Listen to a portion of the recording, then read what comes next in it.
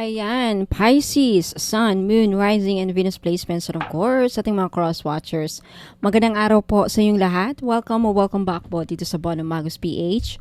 My name is Angel Francia Feliciano. No, in today's video, Pisces, alamin natin kung ano yung mga mangyayari sa inyo sa taong 2025 na hindi niyo naasahang mangyayari. Ayan. So, Pisces, paalala lang at sa lahat po ng mga nanonood, lahat po ng tarot readings ko dito sa YouTube channel na to ay general reading. So, ibig sabihin, Pisces, hindi lahat ay makaka-resonate. Ayan. Ayan, Pisces. Tignan natin kung ano yung mga mangyayari sa inyo sa taong 2025 na hindi nyo inaasahan. Parang kumbaga, unexpected or surprise. And Pisces, Sun, Moon, Rising, and Venus placement. Pisces. Okay. So, umpisahan na natin, Pisces. First energy, Pisces, you have marriage. Wow. So, Pisces, sa taong 2025, some of you, yung iba sa inyo, hindi nyo inaasahan, hindi nyo in-expect, makakasal kayo sa taong 2025. May magpapakasal na Pisces or maikakasal na Pisces sa taong 2025. Mukhang foreigner. It doesn't have to be. Okay? Mukhang foreigner sa iba. Yung iba siguro. Okay? Next energy, Pisces. Yung iba sa inyo makakatanggap ng telegrama, sulat, sobre. Bakit kaya? Sobre, telegrama. Sa taong 2025, yung iba sa inyo makakatanggap ng, ay maaprubahan yung loan, malaking loan, bank loan, makaka-receive na maaprubahan yung, yung iba sa inyo makakatanggap ng sobre na may lamang pera. Yung iba sa inyo makakatanggap ng malaking retirement fund next year. Ayan. Yung iba siguro sa inyo makakatanggap ng literal na sulat. Okay? Galing sa ibang bansa. O telegrama. Next energy na hindi nyo inasahan. Pisces, yung iba sa inyo makakaranas ng despair. Ano ang despair? Dismaya. Pagdismaya. Pagkadismaya kasi yung iba sa inyo hindi matatanggap sa trabaho. Okay, mukhang yung iba sa inyo mawawala ng bahay, makikick out, mapapalayas sa inuupahang apartment, matatanggal sa trabaho. Huwag naman sanang salangsangan kayo pupulutin. I mean, yung iba siguro sa inyo Pisces, yung baon sa utang, ayan, hindi na makabayad sa renta ng condo, apartment. Ayan, mukhang yun nga. Sa nakikita ko sa baraha, mukhang mamumblema kayo sa taong 2025. Wag naman sana. Next energy, you have thoughts. Okay, sa taong 2025, Pisces, mukhang ikaw ang laman ng isipan ng isang tao or may tao na hindi mawala-wala sa isipan mo sa taong 2025. Okay? Next energy, Pisces, you have, tignan natin, world. Yung iba sa inyo, Pisces, hindi niyo inaasahan, makakapunta kayo sa ibang bansa para makapagtrabaho. Yung iba sa inyo hindi in-expect na makakapag-travel sa ibang bansa. Yung iba sa inyo hindi ini-expect na may ma-achieve na malaki. Okay. Next energy, you have lovers. Okay. Sa taong 2025 Pisces, may dalawang landas ang magbubukas sa inyo. At may pagpipilian kayo ng malaking choices sa taong 2025. So, sana yung decision ninyo tama. Okay? I mean, sana yung decision na gagawin ninyo sa taong 2025 ay tama. Tamang decision ang magagawa mo. Pisces, okay? Ibaba natin yan para makita ninyo. Next energy, Pisces, you have love.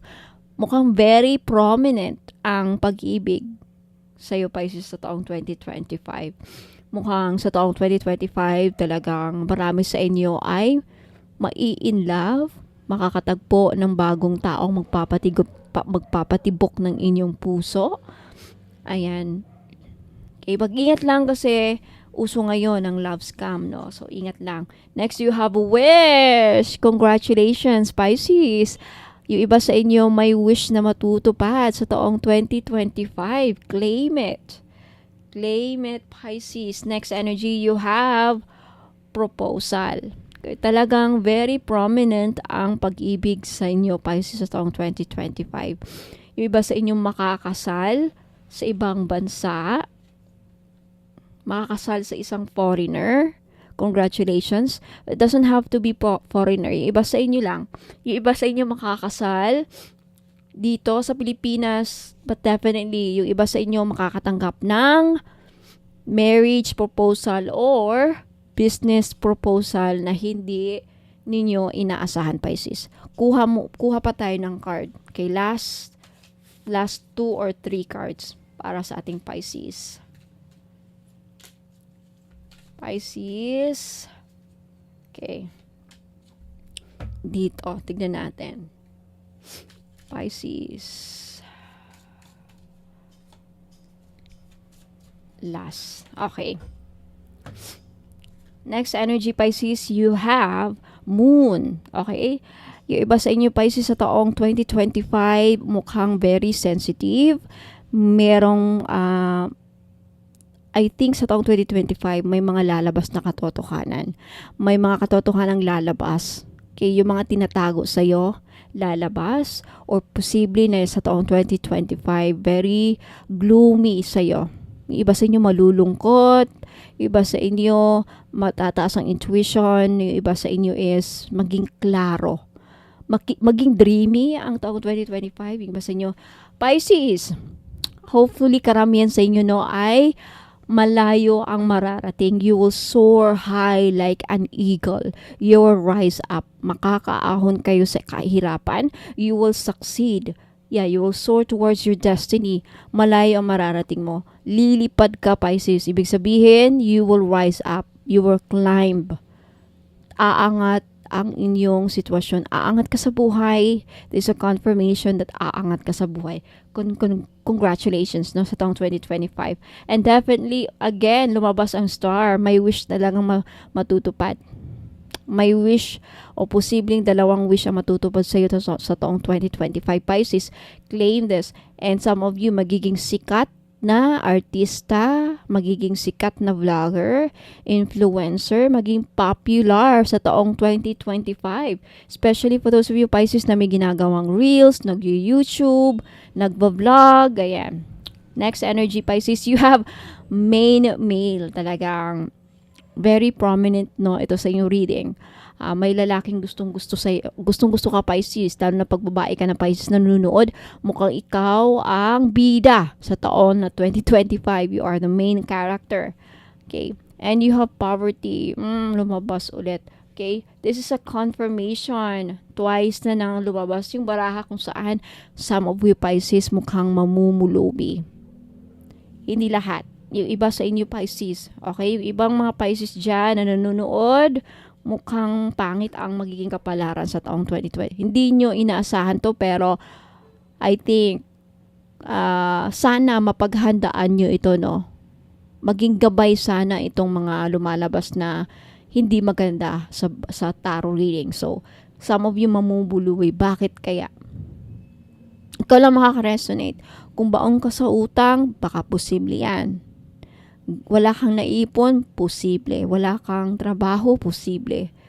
Mawalan ka na, I don't know, there's so many reasons bakit ka mamumulubi. So, at least mapaghandaan nyo to. So, Pisces, Sun, Moon, Rising, and Venus placements, yan po ang mga mangyayari sa inyo sa taong 2025 na hindi ninyo inaasahan. So, hopefully, maging gabay ito sa inyo, no?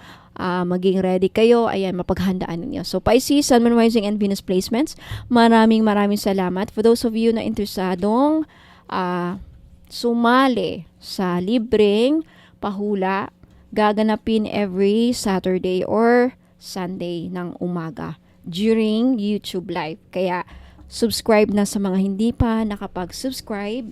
Ayan.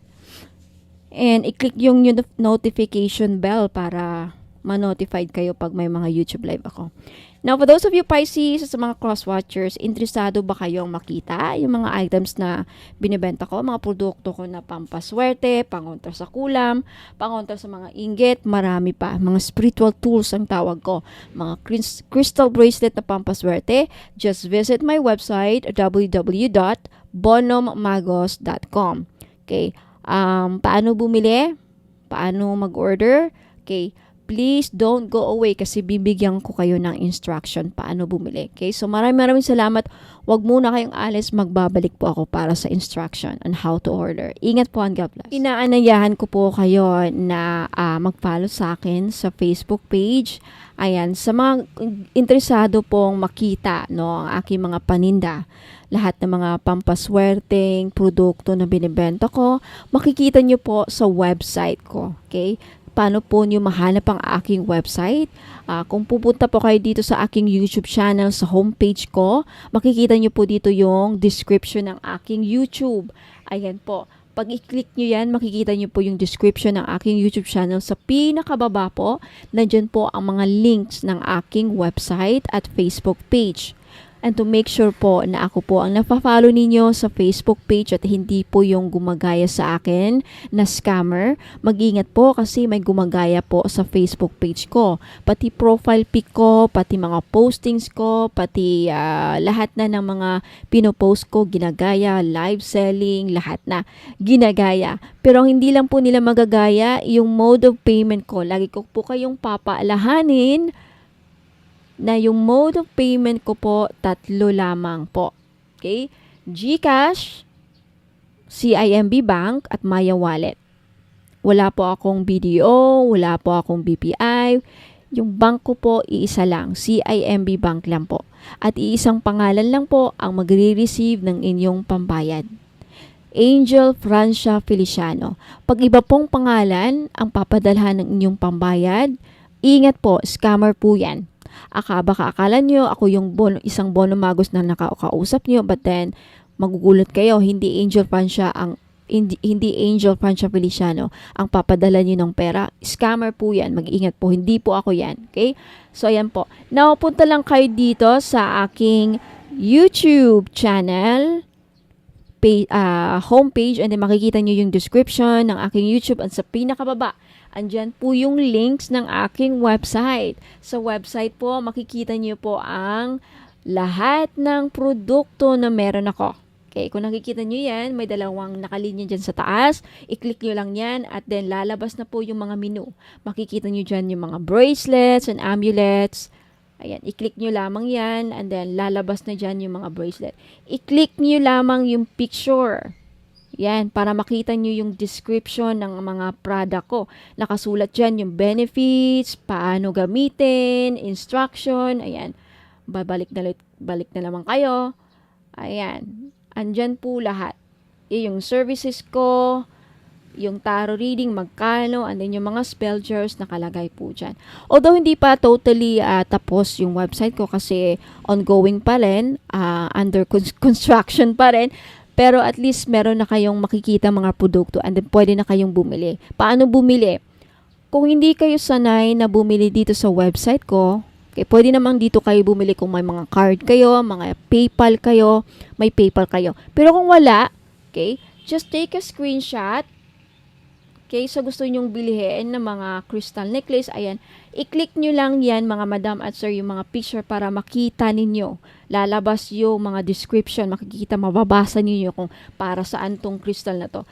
Take a screenshot of the item, and then, pagkatapos yun ang makuha, pagtapos na kayo sa mga screenshot ninyo, na-screenshot nyo na yung mga gusto nyong bilhin, ipadala nyo po dito sa Facebook page. Dito po kayo mag-click to make sure na ako po yung napafollow ninyo. Ayan.